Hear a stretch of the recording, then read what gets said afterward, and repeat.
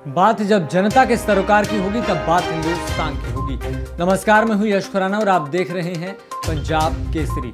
अंतिम चरण और 7वें चरण का मतदान खत्म होते ही टीवी चैनल्स में एग्जिट पोल की बाढ़ आ गई है, लेकिन उसके बावजूद भी इन चुनावों में पश्चिम बंगाल की तस्वीर सभी के दिमाग में रच बस गई होगी कि किस तरह से हर चरण के चुनाव में, हर चरण के मतदान में पश्चिम बंगाल हिंसा की आग में जलता रहा।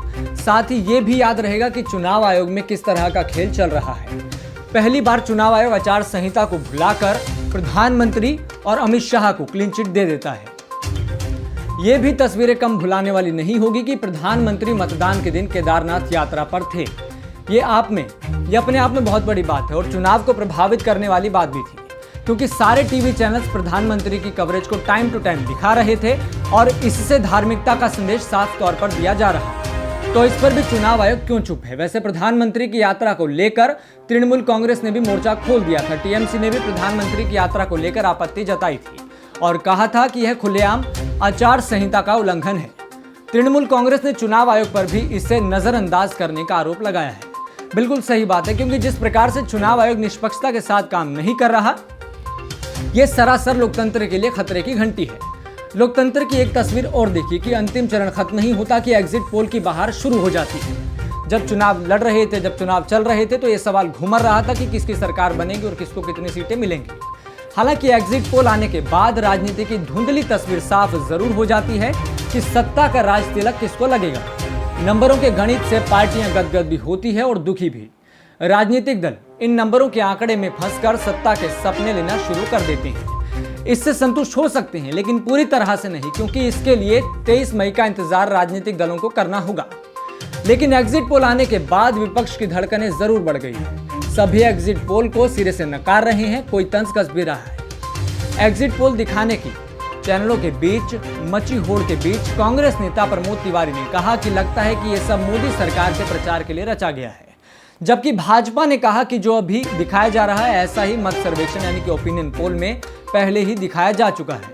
तो वहीं कांग्रेस नेता राशिद अल्वी ने बयान दिया है कि अगर एग्जिट पोल के नतीजे सही साबित होते हैं तो इसका मतलब ईवीएम में धांधली हुई है। उन्होंने कहा कि सभी एग्जिट पोल एक तरफा नतीजे दिखा रहे हैं, इसलिए हम उस पर भरोसा नहीं कर रहे। एक बात और सुनिए, एग्जिट पोल से विपक्ष में हाहाकार मचा हुआ है। इसी को देखते हुए चंद्रबाबू नायडू कल चुनाव आयोग के बाहर धरना देंगे और वैसे भी नायडू पिछले 1 या 2 दिनों से आपने देखा ही होगा किस तरह से विपक्ष के शीर्ष नेताओं से मुलाकात कर रहे हैं। 23 मई को नतीजा कुछ भी हो, लेकिन जिस तरह से टीवी चैनल 7वें चरण के मतदान खत्म होने के बाद एग्जिट पोल की हवाओं में बहकर खुद को और जनता को व्यस्त कर रहे हैं, ये ठीक नहीं है। भले ही एग्जिट पोल के नतीजे वास्तविकता में तब्दील हो जाएं, लेकिन ये तो तय है कि लोकसभा चुनाव के बाद जिस भी पार्टी की सरकार बने उसे लड़खड़ाती अर्थव्यवस्था विरासत में मिलेगी। नई सरकार को आर्थिक मोर्चे पर बड़ी चुनौती का सामना करना पड़ेगा। वैश्विक मंदी का भारत की अर्थव्यवस्था पर बहुत असर नहीं हुआ और 2016 की नोटबंदी के आघात के बाद भी 2018 के आरंभ में अर्थव्यवस्था में सुधार आया, लेकिन आगे आर्थिक विकास को रफ्तार देने का खतरा बना हुआ है और मंडरा रहा है। बताता हूं कैसे। क्रेडिट की आमद तो सुधरी है, मगर बैंक अभी मुश्किल में है। सरकारी बैंकों ने अंतिम तिमाही तक 52,000 करोड़ से ज्यादा के खराब कर्ज जारी किए हैं, जो पिछले आंकड़े का लगभग 2 गुना है। उधार देने वाली अगली जमात गैर बैंकिंग वित्त कंपनियों की है, जिसमें अपनी बैलेंस शीट में छिपे राज के कारण आत्मविश्वास की कमी है और उन्हें लिक्विडिटी की समस्या का सामना करना पड़ रहा है। कॉर्नेल यूनिवर्सिटी में अर्थशास्त्र के प्रोफेसर और विश्व बैंक के पूर्व मुख्य अर्थशास्त्री कौशिक बसु का मानना है कि यह मंदी उससे कहीं गंभीर है जितना वह शुरू में समझते थे। उन्होंने बताया कि अब इस बात के पर्याप्त सबूत इस बिंदु पर पहुंच गए हैं कि जहां इसे नजरअंदाज नहीं किया जा सकता।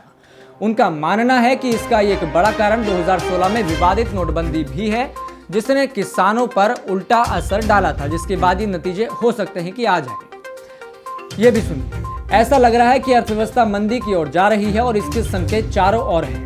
ध्यान देने वाली बात यह है कि मुद्दा यह नहीं होगा कि वृद्धि दर फिर से 7% के आंकड़े को कब छुएगी और इसके ऊपर कब जाएगी, बल्कि यह होगा कि 6.5% के इर्द गिर्द कब तक घूमती रहेगी।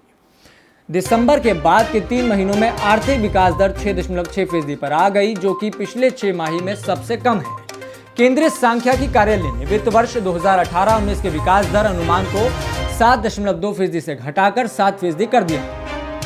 यह भी कम चौंकाने वाली बात नहीं है कि व्यापारिक वस्तुओं को निर्यात लगभग पिछले 5 वर्षों में सुस्त रहा है। व्यापारिक वस्तुओं का यह घरेलू मैन्युफैक्चरिंग की नाकामी को दर्शाता है और इसने अर्थव्यवस्था को अंतर्मुखी बना दिया है। टैक्स में आय में पहले तो उछाल दिखा, फिर यह गिर गया। जीएसटी की मद में जो आमद है यानी कि गिरावट है, उससे साफ है कि व्यापार में उछाल नहीं है।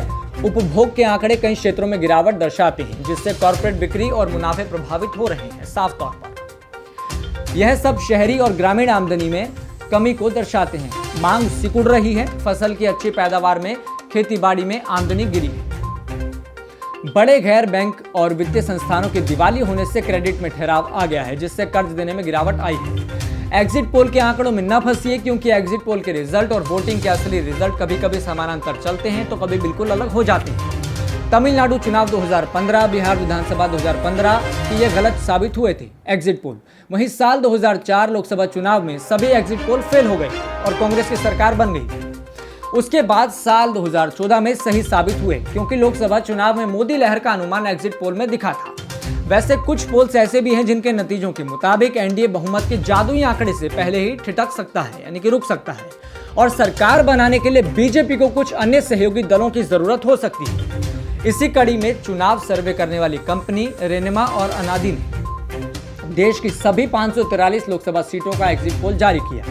रेनेमा और अनादि कंपनी के एग्जिट पोल के अनुसार भारतीय जनता पार्टी यानी कि नित्य राष्ट्रीय जनतांत्रिक गठबंधन को 255 सीटें मिलने की उम्मीद है, तो वहीं कांग्रेस नित्य संयुक्त प्रगतिशील गठबंधन यानी कि यूपीए के खाते में 135 सीटें आ सकती हैं, जबकि अन्य को 153 सीटें मिलने की उम्मीद जताई है। बता दें कि एग्जिट पोल के नतीजे हैं, असली परिणाम 23 मई को आएंगे, इसलिए 23 मई तक धैर्य रखिए, इत्मीनान रखिए और अपने काम पर ध्यान दीजिए। जब आप सब लोकतंत्र का महापर्व मना रहे थे, तब एक लड़की के साथ एक व्यक्ति दुष्कर्म कर रहा और वो लड़की चीख चीख कर बचाने की गुहार लगा रहा। लोकतंत्र की अच्छी भली तस्वीर को बिगाड़ने वाले लोग कहाँ थे? और आप एक बात और नोटिस कीजिए, तमाम जो दिन गुजरे आप सभी तरह की खबरें टीवी चैनल्स में दब गई हैं, आज के दिन और 1-2 दिन पहले, जो सरासर गलत है। क्या यही मान लिया जाए कि टीवी चैनल्स को चुनावों के समय ऐसी खबरों में टीआरपी नहीं दिखती या खबरें दबा दी जाती हैं? 7वें चरण की वोटिंग के लिए बनाए गए बूथ के पास 9 वर्षीय बच्चे के साथ दुष्कर्म। घटना हिमाचल प्रदेश के कुल्लू जिले की है। पुलिस ने रेप के शिकार बच्चे की मां की शिकायत पर केस दर्ज कर लिया है। कुल्लू जिले के आनी पुलिस थाने के क्षेत्र में हुई इस घटना को लेकर इलाके के लोगों में गुस्सा भरा हुआ है और होना भी चाहिए। आप इस बात को सुनकर हैरान हो जाएंगे कि बच्ची स्कूल के मैदान में खेल रही थी, तभी एक शख्स वहां आया और उसने अपने साथ ले गया। उसके साथ रेप की वारदात को अंजाम दिया। आरोपी की पहचान भारेश गांव के देवेंद्र सिंह के रूप में हुई है। आरोपी ने बच्ची को कुछ खरीदने के लिए 10 रुपये का लालच दिया। जब बच्ची दुकान पर गई तो उसे पास की एक पुरानी बिल्डिंग में धकेल दिया। वहीं आरोपी ने रेप की वारदात को अंजाम दिया। घटना के वक्त बच्ची की मां खेत में काम कर रही थी।